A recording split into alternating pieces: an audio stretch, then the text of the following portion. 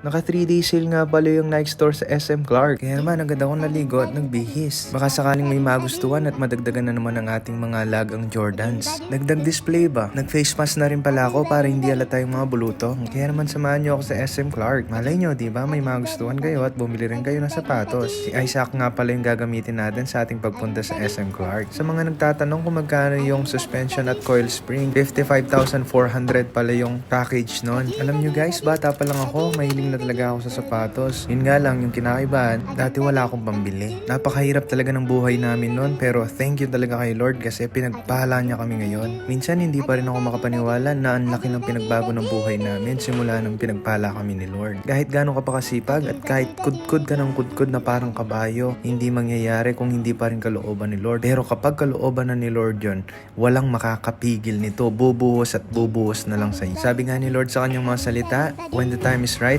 the Lord will make it happen. Haba ng kwento ko, yan na nga, nandito na tayo sa SM Clark. Pumunta na nga tayo sa Nike store. Halika.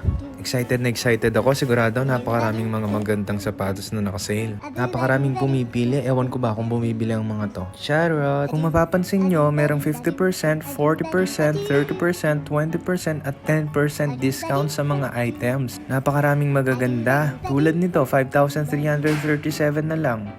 Eto rin, 7,627.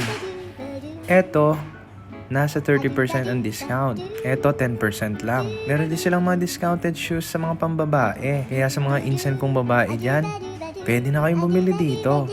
Kahit meron silang discounted price, magaganda pa rin yung mga items nila. Hindi porket meron silang discount, pangit na lang. Tulad nito. Meron siyang 20% discount. Eto, nakita ko kamukha na sa akin. Matchy-matchy colors. Naka-discount nga rin pala yung kanilang mga apparels. Napakaraming pagpipilian. Kaya naman, sa sobrang dami ng pagpipilian, wala akong napili. Isa pa, baka ihampas na ni Mrs. sa akin yung mga sapatos. Dadalawa lang ang aking paa, tapos yung mga sapatos ko, napakarami na. Kaya naman, matutuwa si Mrs. nito, wala tayong nabili. Tapos noon, naisipan ko na lang mag-withdraw ng pera. Kaya pumunta ako sa BDO. Nagtanong ako kung pwede na bang mag-withdraw ng mga bagong pera. Sa kasamang palad, wala pa daw sa second week of December pa. At sa paglalakad ko pabalik, nakita ko nga pala itong kaibigan ko. Sinubukan niya pa akong bentahan ng napakamahal na tumbler. Sakto kayo mo tayo mo ni sa kanya eh. Habang magmanayaw ka na eh. Straw na eh. Basta mo. Basta hindi kayo 1 liter na yun eh. Nakamabiting kayong drive mo. Drive mo. Siyempre, hindi rin tayo bumili. Napakamahal ng tinda niya eh. Kaya ito, uuwi tayo ng walang dala. Pero okay lang kasi kakabili lang natin ng sapatos ng karaan. Bye-bye!